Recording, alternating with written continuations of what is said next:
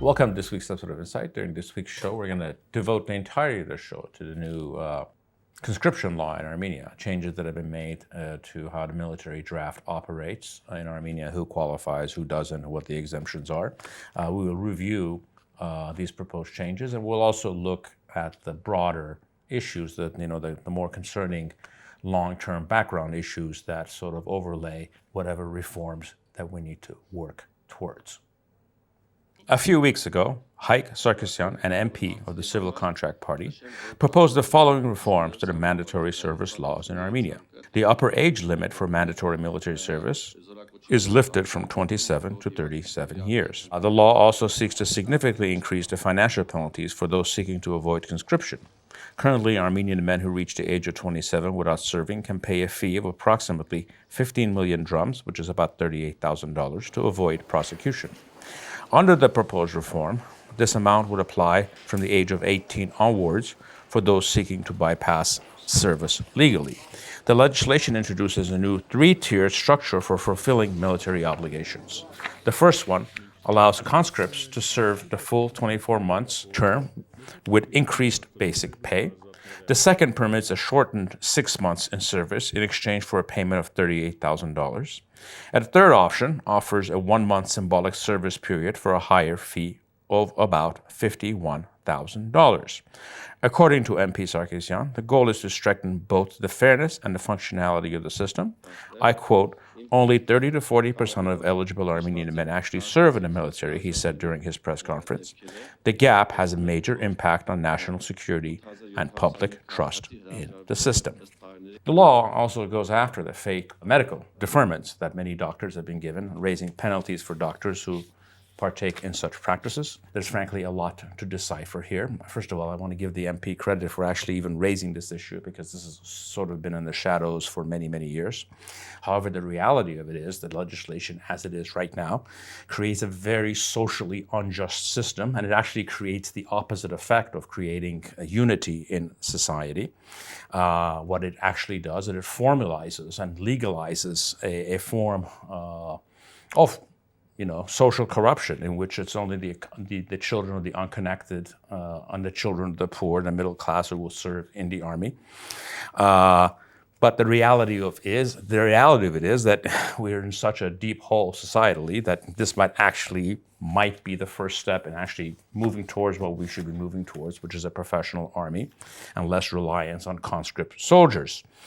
When we want to actually look at this, we sort of have to step back and see what the deeper crises are that have actually led us to this point. The reality is that most parents do not trust the Armenian military for very good reasons, since army service is actually a health hazard even when we're not in war. Every year we have dozens of cases of conscripts that are killed because of general negligence, bullying, and half a dozen different things. The untold truth is that avoiding military service is one of the leading causes of immigration for those who can afford it outside of Armenia.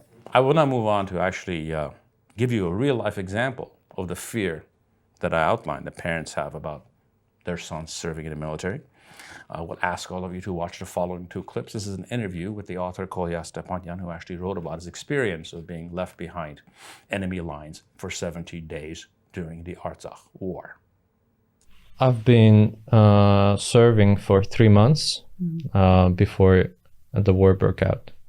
And during those 3 months, I only shot once from a rifle. So that's for people to know in what ridiculous condition Armenian army is, because I think everyone knows that any day, even now, any day something might happen. Still, there is no proper training. At least in my military base, there was none. And we would just train marching every day for hours. And when we retreated to Hadrut, we were already frontline, and then our commander fled on an ambulance car. Oh, wow. So he was like, I'm wounded, but he wasn't wounded, I saw it. So he's being sued now. Wow. So around, I don't know, hundreds of untrained soldiers were surrounded by Azerbaijani troops. Many were killed. What you just hear this young man outline is actually the nightmare of every parent that needs to send their 18-year-old to the army, that they will go to the army and be led, in some cases, by unqualified commanders, if we call them that, and in fewer cases, but still too many out there, by criminal commanders. I also want to make it clear that the opposite is true, where we have very high-quality people that care about their soldiers, but for the purposes of our conversation, we actually need to focus on the negative side of this ledger. The bottom line is, unless you actually get to the root cause of dealing with the fears that parents have, whatever reforms are passed into law are essentially reshuffling the same deck that will give us the same results. Moving forward, first and foremost, in a democratic society, it's the job of the army to convince parents in the greater society that sending your 18-year-old to the army is not a game of roulette. What all of this starts with is building a culture of transparency in the same way that the average citizen, in this case the 18-year-old, has responsibilities to the state. The state has responsibilities for complete openness and honesty in all of their processes. A good perfect example of this is the long-delayed report from the 2020 war, which 5 years later, we don't even have it yet, and we're not even expected to have it till next year. How are you going to create any kind of transparency and trust in which you can't review results of a war 5 or 6 years afterwards?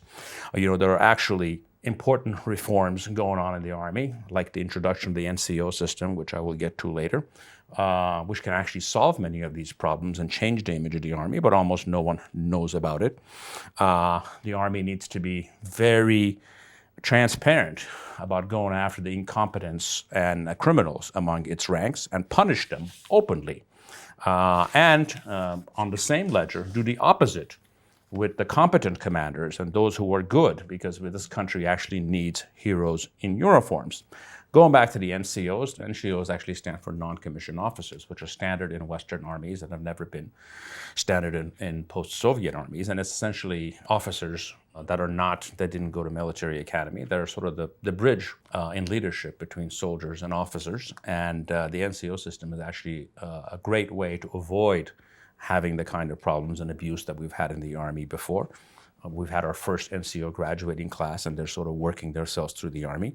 The second thing we need to do is to actually prepare people better when they go into the Army. So this isn't very alien. You need to start very early on, middle school on, to have universal military education in the military arts. Most young men, many of them now actually self-educate themselves in different volunteer organizations to get prepared to go into the military. We also the state needs to highlight the purchase and upgrades in our military capacities because people need to know that the Army is becoming more competent, is becoming stronger, and actually lessening the chances of war. We need to highlight the cooperation that we have with different militaries that everyone knows about, but no one likes to talk about. There are many, many reforms yet to be made, but the more open you are, the more you talk about that this is not the Army of 2020, the more people are apt to feel comfortable about serving. And again, at the end of the day, none of this means anything unless there's a very systematic state program of explaining the changes that are going on, making the case that we are moving on and the Army is actually a place where you can send your children to serve without having to deal with all of the other traumas and problems that we've had to deal with before. Moving on, the Army has problems with staffing that actually go beyond conscription. They have a hard time filling positions that actually some of them pay quite well. I know that Special Forces, I think, get more than $2,000 a month. The reason this is important is if you actually slowly want to move towards a professional army in the long run, you need people to actually fill these jobs and fill these ranks. The truth is that in almost every country in the world at all times, the people who are professional soldiers tend to be patriotic and conservative. So we might ask ourselves, outside of good pay, why would any of these people want to serve in an army in which, for example, the commander of the army, General Edvard Asryan, publicly declares that he does not consider using force to actually liberate sovereign Armenian territory that is occupied by the enemy at this moment. He claims that that will be solved through a border demarcation process, which we all know is not true. Who would want to serve under a commander-in-chief that never speaks the language of force, never speaks the language of strength, or the language of the necessary of fighting to protect every square meter of this country? In fact, you can be for peace while at the same time being very, very vigorous and very strong in your language to actually be able to attract more people to your side. And then we move on to the issue of prisoners, which people know, how is that related to this? Where who wants to go fight for a country, either in the military or the intelligence services? Well, dozens and dozens of Armenian hostages are held in the dungeons of Baku simply because they're Armenian, and a government that refuses to actually fight for them and advocate for their release. Who would want to serve in the intelligence services or the military of such a country? I personally know many people who are parts of many volunteer military organizations that would refuse to serve in the army, but they will serve the country among the rank of these volunteer organizations. And they will be there for the war, but they don't want to be part of such an army. Even more absurd, we have an army and a country at this point that has actually bought more weapons in the last 3 years than we have in the past 30, but refuses to talk about it or advertise it as a point of strength for the country, or something that people should be proud of. Almost all of our purchases that we have made over the last few years have either been advertised by the people who sold it to us, the French and the Indians or whoever, or by the enemy itself. The last point, which I'm going to make, is actually about the lack of patriotic education in schools and society as a whole. I'm generally not a big fan of nationalism because, frankly, in most cases, there's a very short step from that to complete idiocy. But when your country is constantly being threatened by a fascist regime next door on a daily basis, you actually need campaigns that convince people and educate them about the reason to love their country, to hate the enemy, and to be willing to defend their country. Peace, at the end of the day, will only be established by strength and preparation, period. End of story. Thank you for joining me in these sort of insights. I am Gunnery Sergeant Hartman, your senior drill instructor.